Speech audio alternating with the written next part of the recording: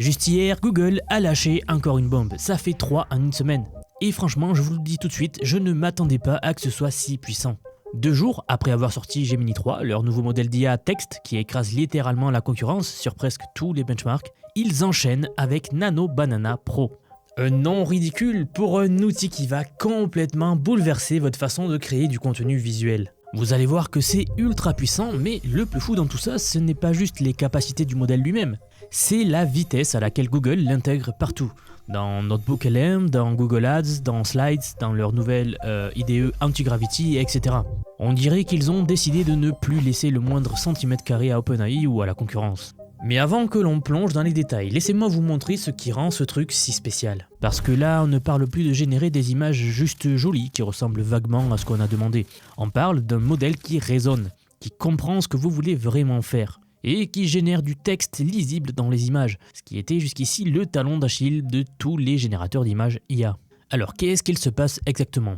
En août dernier, Google avait lancé Nano Banana, leur modèle de génération d'images basé sur Gemini 2.5 Flash. Vous vous souvenez peut-être de la tendance virale des figurines 3D ultra réalistes par exemple, ce truc où tout le monde transformait ses photos en petites statuettes façon funk pop. Peut-être ça vous fait sourire, mais John Woodward, le vice-président de Google Labs, avait lui-même confirmé que cette seule fonctionnalité avait attiré 13 millions de nouveaux utilisateurs sur l'application Gemini en seulement 4 jours. Un succès monstre. Mais Nano Banana avait ses limites bien sûr. La génération de texte dans les images était approximative.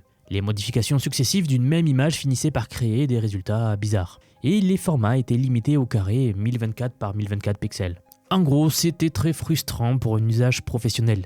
Mais ici, Nano Banana Pro change complètement la donne et c'est un truc de fou.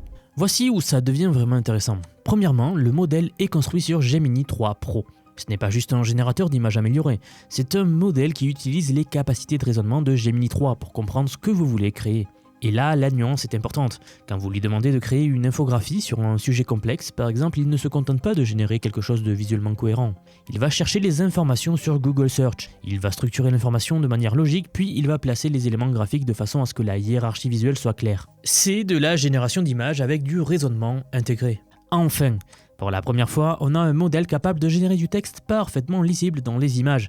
En français, en allemand, en coréen, en japonais, en arabe, en tout ce que vous voulez. Simon Willison d'ailleurs, un développeur reconnu dans la communauté tech, a testé le modèle avec un prompt de 9 mots.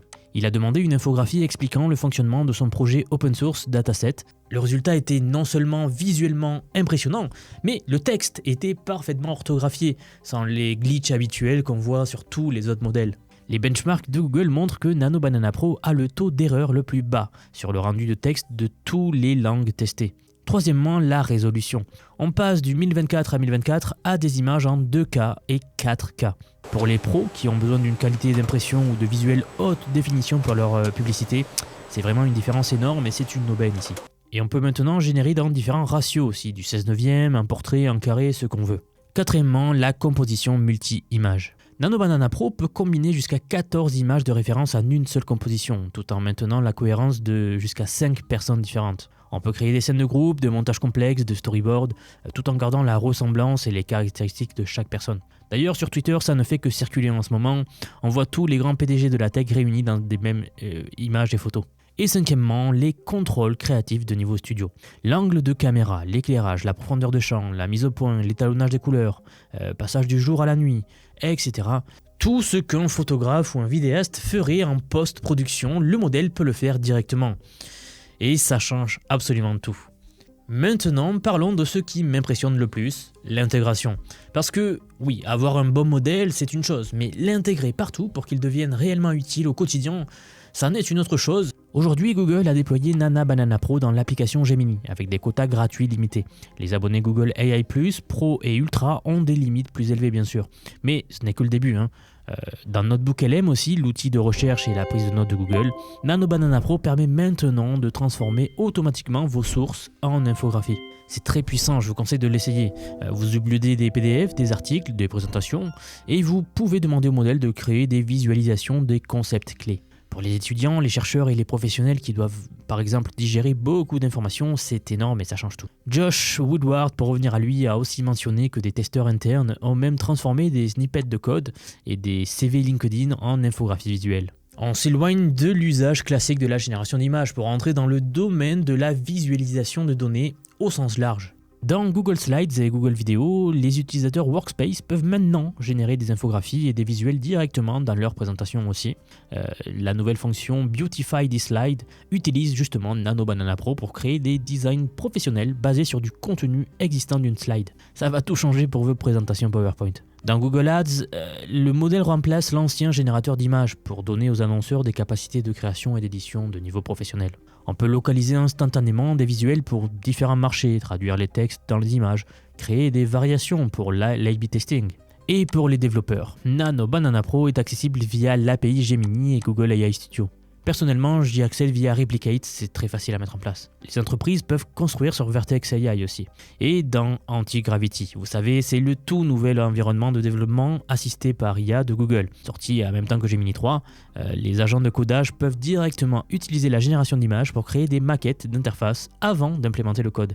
Pour les créatifs et les cinéastes, le modèle arrive aussi dans Flow, l'outil de création vidéo IA de Google. Et c'est une très bonne nouvelle, avec des contrôles de précision sur les frames et les scènes. Bon, mais tout ça soulève une question importante quand même. Comment on fait pour savoir si une image est générée par IA ou pas? Alors justement, car Google a intégré SynthID, donc dans toutes les images générées par IA, donc par Nano Banana Pro. C'est un filigrane invisible que vous ne voyez pas à l'œil nu et qui s'intègre directement dans les pixels de l'image. L'œil humain ne peut pas le voir, mais un détecteur spécialisé peut l'identifier. Ça permettra de savoir quelles images sont IA ou pas. Et maintenant, dans l'application Gemini, vous pouvez uploader n'importe quelle image et demander si elle a été créée par Google AI. Le système est assez malin. Même si vous recadrez l'image, si vous la compressez, si vous changez les couleurs, le filigrane reste détectable. Simon Willinson a fait le test. Il a généré une fausse photo de raton laveur volant sa livraison, puis il a utilisé l'outil de nettoyage d'Apple Photo, vous savez, pour essayer d'effacer les traces visibles. Quand il a uploadé le résultat dans Gemini, le système a quand même détecté que 25 à 50% de l'image contenait un filigrane SynthID, donc un filigrane IA. Par contre, le système a quand même ses limites, vous me connaissez, on est franc ici. Par exemple, il ne détecte que les images générées par Google. Si quelqu'un utilise Midjourney, DALL-E ou un autre générateur, SynthID ne servira à rien. À ce propos, Google a annoncé qu'ils ajouteraient le support du standard C2PA, donc à l'avenir, qui permettrait de vérifier les métadonnées du contenu provenant de notre plateforme. Donc en fait, ils veulent à terme identifier toutes les photos générées par IA. Mais pour l'instant, c'est limité à l'écosystème Google. Et pour les utilisateurs professionnels qui ont besoin d'images sans filigrane visible, Google AI Ultra permet de supprimer le petit logo dans le coin en bas. Le filigrane invisible reste présent bien sûr, mais le marquage visuel lui disparaît. Maintenant, mettons tout ça en perspective. Il y a une semaine, OpenAI sortait GPT 5.1 avec des améliorations de performance et des nouvelles fonctionnalités de développeurs, mais honnêtement, qui s'en souvient aujourd'hui? 6 jours plus tard, Google répond avec Gemini 3 qui domine 19 benchmarks sur 20 face à GPT et Claude. Et 2 jours après, ils enchaînent avec Nano Banana Pro qui redéfinit ce qu'on peut attendre d'un générateur d'images. Le plus impressionnant, c'est le score de Gemini 3 sur l'ArcGIS 2, un benchmark de raisonnement visuel. Ce que ça signifie concrètement, c'est que l'écosystème Google dispose maintenant à la fois d'un modèle de langage le plus performant et du meilleur générateur image du marché. Vraiment, c'est la sortie IA qui m'a le plus impressionné depuis ces derniers mois. Les photos sont bluffantes et ces deux composants sont intégrés ensemble, c'est ce qui les rend si puissants. Bon, et autre chose, est-ce que tout est parfait? Évidemment que non. Dans mes tests, j'ai remarqué que le modèle a parfois du mal à maintenir la ressemblance de certains personnages après plusieurs modifications successives. Et Gemini semble avoir une tendance assez amusante à rajouter des cheveux aux personnes qui n'en ont pas. Comme par exemple Demis Hassabis, le CEO de DeepMind. Plein de personnes ont fait des tests sur Internet avec cette personne-là, le PDG de la branche IA de Google. Et Gemini a l'air de lui rajouter des cheveux systématiquement. Alors, est-ce un easter egg déposé par Google là? Qui sait?